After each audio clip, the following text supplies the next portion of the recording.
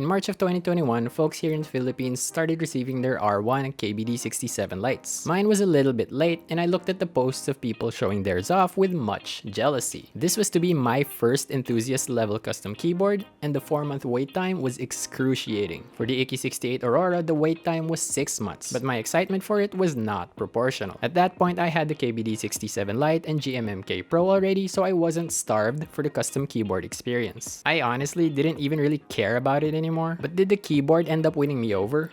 Let's talk about it.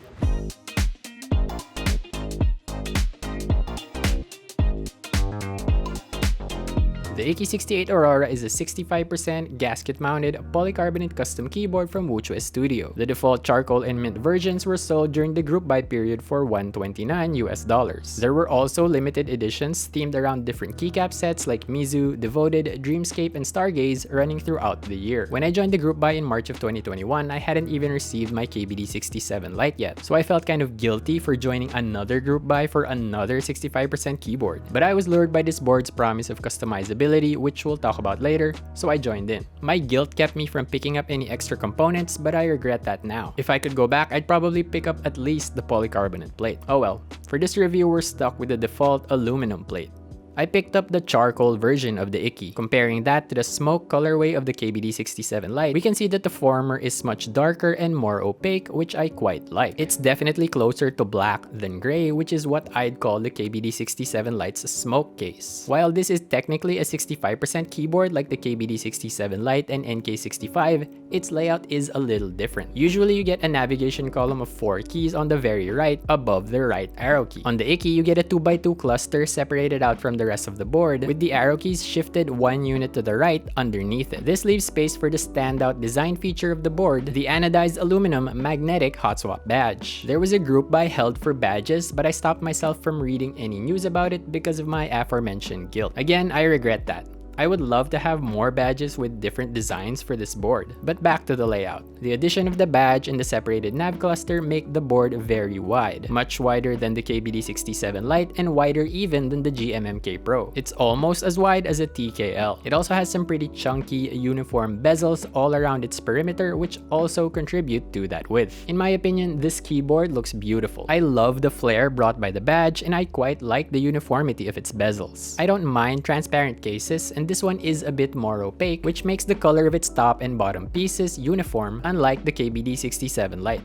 The Ikki68 Aurora's default PCB, dubbed Fairbanks, features multiple layout support with hot swap. You're able to split the backspace, both shifts, and the spacebar. And you can even choose between ISO or NC enter, and between stepped or non-stepped caps lock. This is a very novel concept, and it's probably the main feature that drew me to this keyboard. Unfortunately, in practice, it doesn't work so well. In order to achieve this feature, they had to spin a bunch of the hot swap sockets in all directions. So non-stepped caps lock, full spacebar, and the split right shift all end up being north facing. The enter and pipe keys for both ISO and ANSI are spun at 90 degrees in both directions. And all of these end up causing quite a few issues. The most obvious one is interference between the north facing keys and cherry profile keycaps. The common wisdom is that this only occurs on row 3, the shortest row in height, but I found that this also occurs on the row above and below. So only the top most row is immune, but it does depend on the switch and keycap set. This means that caps lock, spacebar, and split right shift all potentially interfere. I used the paper test with 3 different spacebars with 3 different switches, Gat Black Inks, Durock POMs, and Cherry MX Browns. The Geek Arc Black on White interfered with all 3, while GMK Laser and the Domikey Cherry Dolch did not interfere with any of them. Your mileage may vary. The west-facing ANSI pipe key appears tilted to the right. Once you see it, it's difficult to unsee. The other sideways keys, ANSI Enter, ISO Enter, and ISO Pipe, don't seem to have this problem. I also saw some folks on Discord say that the sideways switch caused the stem of their keycap to break. Thankfully, this did not happen to me. On the ANSI Enter, you'll run into some trouble with one of the stabilizer screws. It's so close to a hot swap socket that you won't be able to screw it in fully when using a washer. I ended up cutting a part of the washer off to be able to screw it in fully. The plate also had to be made to accommodate all of these layouts, so it has some peculiarities. On some keys, there is no plate contact on some sides. This makes it a bit fiddly early to insert switches as you don't know if they're centered properly while you're pushing down. I tried ISO enter for a short time but found that I was too used to ANSI and had to go back. I went back and forth between split right shift and full because of interference concerns, but decided to go with the north facing split in order to have 5 navigation keys. Interference isn't too much of an issue with modifier keys for me anyway. I haven't been able to find any photos of the Bluetooth hot swap PCB dubbed Tromso, but that one only has a choice between stepped and non-stepped caps lock, so it should avoid most of the issues of the Fairbanks PCB, although you would lose QMK via support.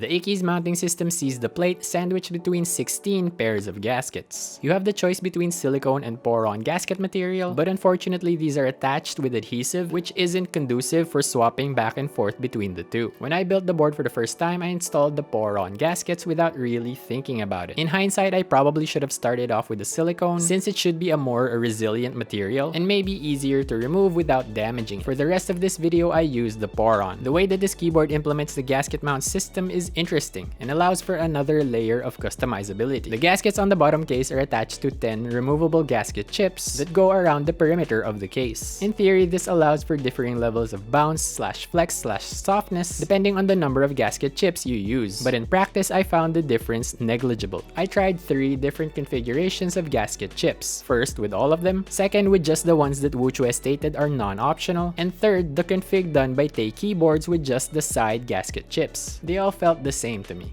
All stiff. Perhaps with the polycarbonate plate this would be different, but I doubt it. It doesn't really seem like this keyboard was designed for flex. The USB port is on the PCB as opposed to being on its own daughter board, and its cutout in the case is quite small, so that limits how much the PCB plate assembly can move. There's really not that much room for the gaskets to compress before the plate comes into contact with the case either, and for me this is a non-issue. I've still not been able to feel this bounce /flex phenomenon while typing on any of my keyboards, and so I really don't care about it. What I do care about is sound, so let's see if the different gasket chip configurations have an effect on that.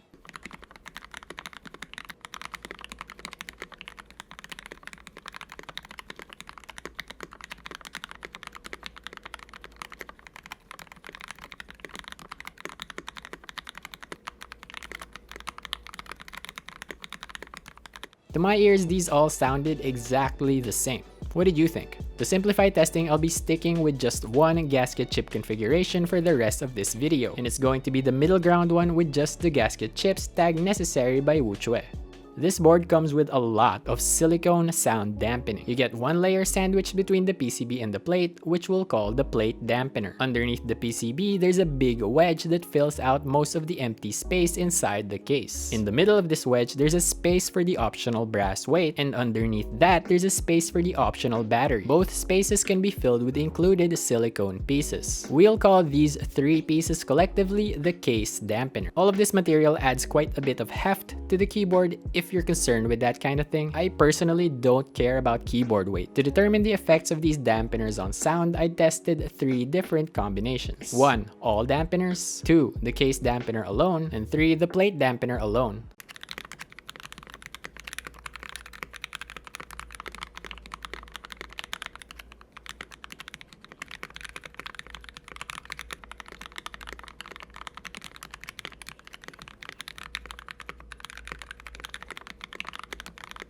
What I found is that the plate dampener serves to slightly lower the pitch, while the case dampener serves to somewhat mute the sound and remove some hollowness. I prefer keeping the plate dampener and omitting the case ones. This lowers the pitch and raises the volume, but does add some hollowness, which is fine with me. This will be the configuration for the rest of the video.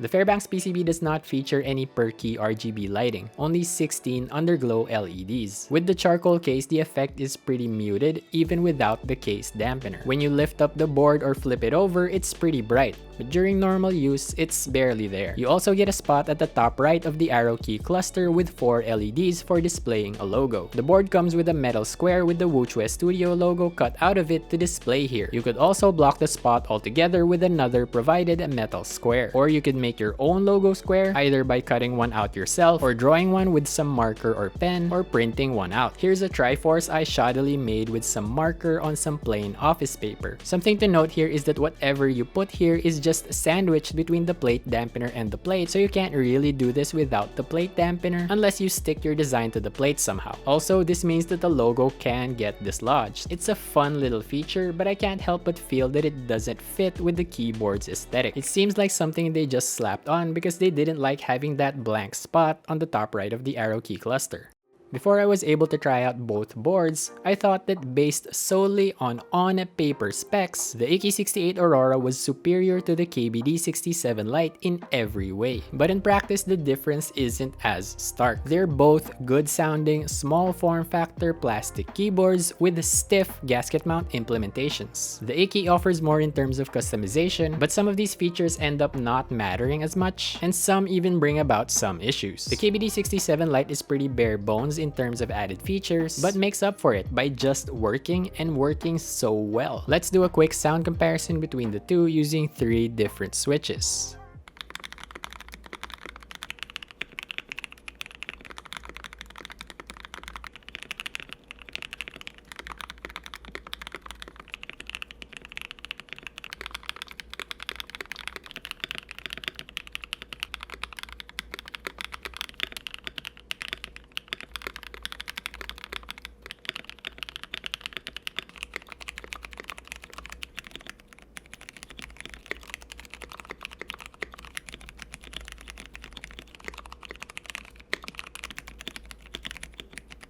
This one's pretty interesting because I think that there is a pretty distinct difference in the sound of these two keyboards, but I struggle to put into words what that difference is. I've always thought of the KBD67 Lite as a muted board that makes switches sound more lower pitched, but I feel like the Ikki might be deeper sounding and slightly quieter, which is surprising given that it has an aluminum plate while the KBD67 Lite has a polycarbonate plate, and also since the Ikki has no case dampening while the KBD67 Lite has some foam. However, the Ikki sounds strangely muddled, like there's some kind of static noise going on in there. The KBD67 Lite sounds cleaner and crisper. You can really hear the pop of the inks on it. I'm not really sure what's causing this sound difference. Let me know what you heard in the comments. I like how both boards sound, but I'll give the edge to the KBD67 Lite in this department. I think that eventually I'm going to sell one of these two keyboards. I just feel like they're too similar to have both in my arsenal. Right now I'm leaning toward keeping the Ikki. This isn't due to any kind of shortcoming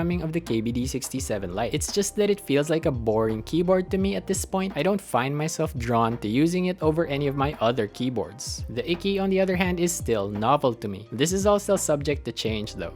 When I started writing the script for this video, I thought that it would end up being mostly negative. I had a bad taste in my mouth because of the issues I encountered, and I was a little bitter about how little excitement this keyboard brought me, given how long it took to arrive. But now, having used the board for longer, I don't feel the same way. I love using this keyboard. I love the way it sounds and the way it looks. Once I settled onto a configuration I liked, it was smooth sailing. I just have to try not to look at that pipe key.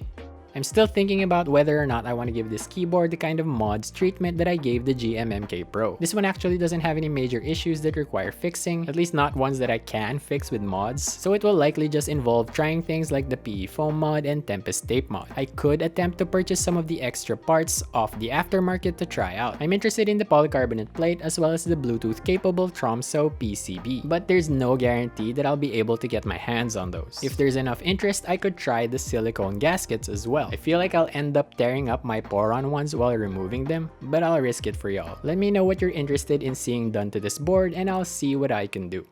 As always, we'll end with extended sound tests with the 3 switches I used in the KBD67 Lite comparison: Gat Black Inks, Durock POMs, and Cherry MX Browns. Please stay until the end if you'd like to help me out. And if you found this video helpful, entertaining, informative, or any other positive adjective, please consider giving it a like and subscribing to the channel if you haven't already. Thank you so much for watching.